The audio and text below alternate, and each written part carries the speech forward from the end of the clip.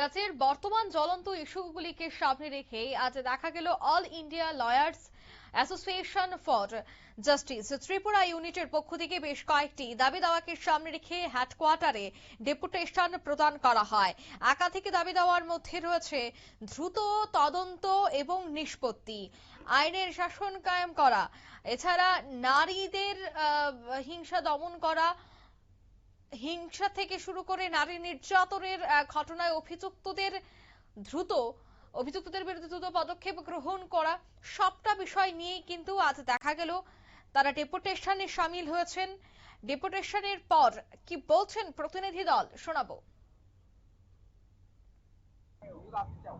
আজকে আমরা all India lawyers association for justice Tripura ইউনিটের পক্ষ থেকে রাজ্যে ক্রমবর্ধমান যে নারী নির্যাতন এবং শিশু নির্যাতন যে সংগঠিত অপরাধ যে সংগঠিত হচ্ছে তাকে কিভাবে আয়ত্তে আনা যায় এবং কিভাবে দ্রুত বিচারের ব্যবস্থা করা যায়, তার জন্য আমরা আমাদের ডাইরেক্টর জেনারেল অফ পুলিশের সাথে আমরা একটা সাক্ষাৎ করার জন্য আমরা এখানে এসেছি এবং এর সম্পর্কিত ইদানিং কালের 6টি মামলা নিয়ে আমরা ওনার সাথে সাক্ষাৎ করার জন্য অনুরোধ জানিয়েছিলাম। তো উনি আজকে আমাদের সময় দিয়েছেন। ইদানিং কালের যে আমরা 6টি মামলা নিয়ে আজকে আমাদের এখানে আসা, তার মধ্যে প্রথম হচ্ছে শ্রীনগর পিএস এফআইআর নাম্বার 16/2026, যা আপনারা জেনে থাকবেন যে আনন্দনগর স্কুলে একটি পক্সো মামলা একটা অপরাধ সংঘটিত হয়েছে। একজন মাইনর নাবালিকা মেয়ের সাথে ধর্ষণের ঘটনা।